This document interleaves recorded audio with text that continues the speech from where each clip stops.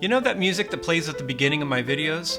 Well, in today's episode, I'll tell you how it came to be. And if you look in the show notes, you'll see how you can get a free download in case you want to play it. This video ends with a complete performance on my studio's Baldwin SD6, which has undergone phase 1 of restoration. My theme music is actually a piece that I composed in college.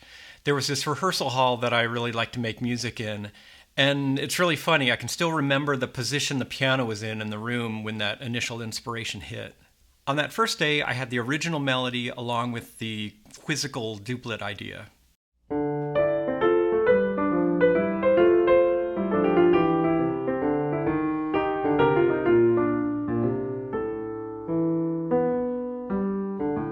Maybe a few days later, I came up with the B section.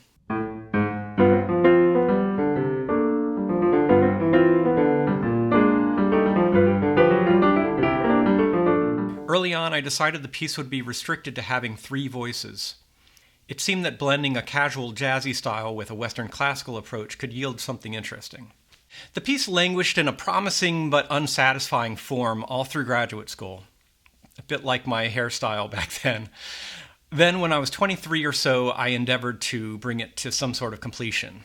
First came a variation in texture on the original material. The chord progression remains, but now we have a pattern of 6 in the right hand, which injects novelty and lets the left hand come to the fore.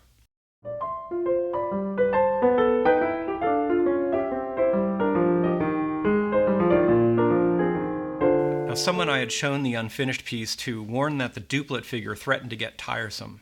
I responded by, earlier in the piece, interrupting the figure with a sneak attack of the B section, the 4th time it appears.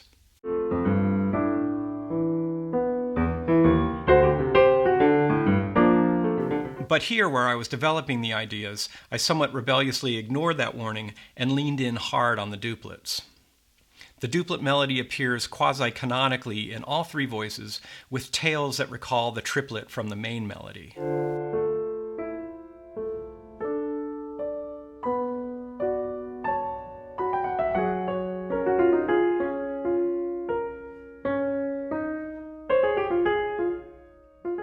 The relative sparseness of the texture calms the piece down in preparation for the main part of the development section, a passage in which each voice gets a turn with the melody, while the others supply either a harmony part or a driving rhythmic figure based on the triplet motif.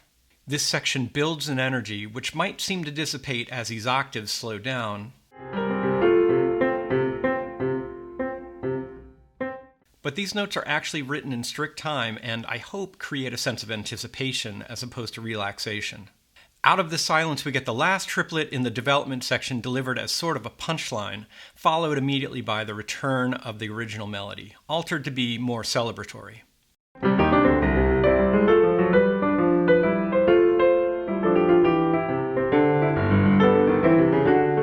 This last section is akin to a recapitulation like you'd find in a traditional sonata form, but it's more flexible.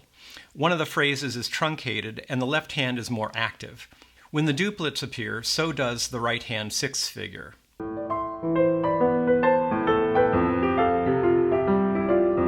A hint of Brahmsian sentimentality before an ending that's more in keeping with the tune's whimsical nature. Oh, one last thing that's easy to miss, a sort of music theory Easter egg.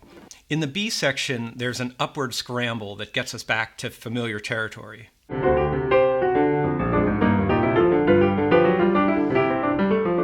Harmonically speaking, it's a retrograde of the most notable chord changes in the first section. Given the form, I guess I could have titled this piece a sonata or sonatina, but the lively, mischievous character seemed to suggest it be called a capriccio. A friend of mine told me that he regards this piece as a sort of musical self-portrait, to which another friend said, "Nah, you're not that cool."